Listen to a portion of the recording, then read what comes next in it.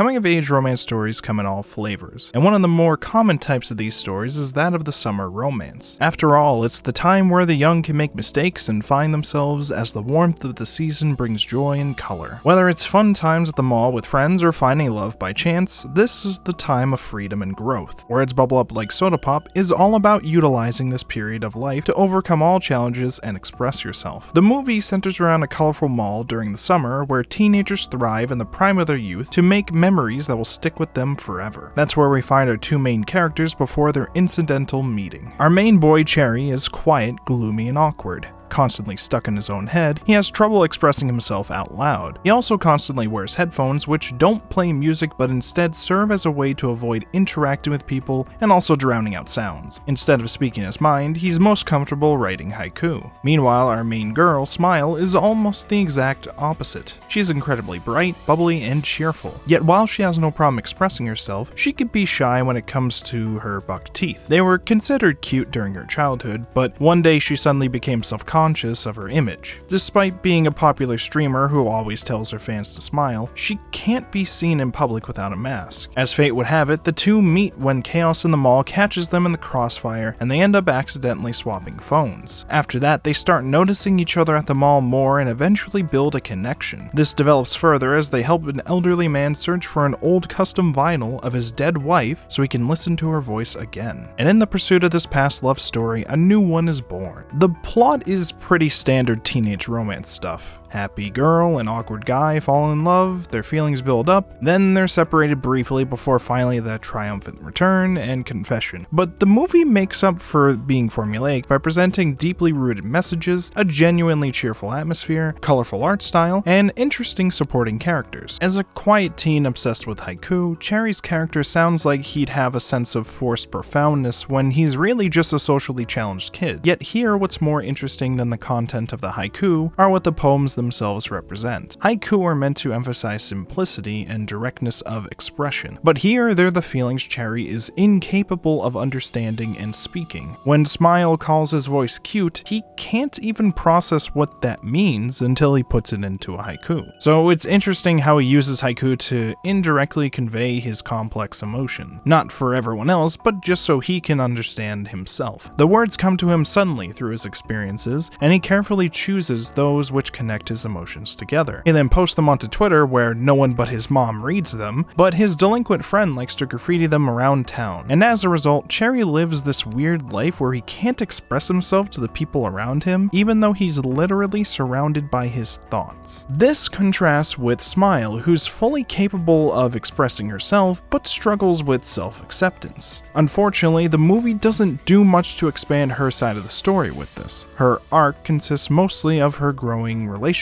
with Cherry, falling in love with him, finding out he's leaving, crying over a broken record which clearly symbolizes the relationship, and then the big confession which leads her to finally take off her mask. The message there kind of implies that you can't accept yourself unless someone else accepts you, but the movie was probably trying to go for a happily ever after ending no matter what. In case you couldn't tell, I thought it was weak and rushed. Every side character, as underdeveloped as they are, seem to have had an immense amount of creativity packed into them. You've got Beaver, a Latino delinquent who loves to cause mischief, but overall he's a cool dude to hang out with, an otaku literally named Japan who's obsessed with an anime waifu, Smile's two sisters, one of which is the strong elderly sister type, while the other is more tech-savvy. Then you have Tough Boy who, well, you can kind of tell who he is by his name, and of course you have Fujiyama, the deaf old man who runs a vinyl shop but is starting to lose his memory and wants to remember his wife one last time. And there's even more characters briefly shown but barely interacted with, like the mall security guys, Fujiyama's daughter, Smile's parents, or the other workers at the elderly center, all of which you can tell are interesting characters that you want to learn more about, but the movie doesn't really delve much into them. And it's unfortunate these supporting characters don't play much more of a role within this romance story. In fact, I got the impression they initially weren't intended for this story at all, but instead were repurposed for this. The opening scene left this idea in my head of a movie with all these characters, but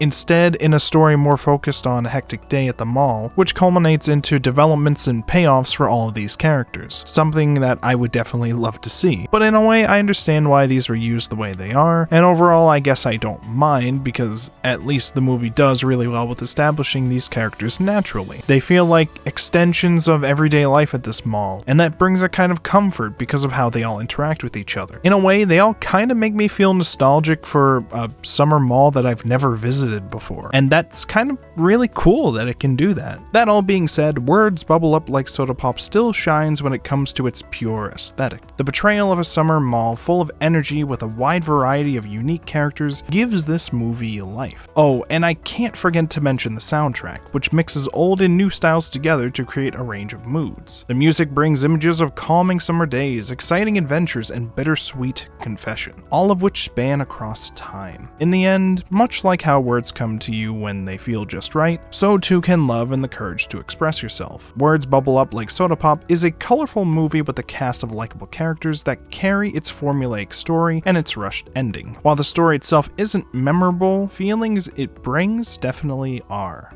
If you're looking for a feel-good romance that doubles as teen summer nostalgia, then this might be the experience for you. A feel-good mall romance seems strangely comforting in today's pandemic climate. I can't even tell you the last time I was in a mall, or in love, or young.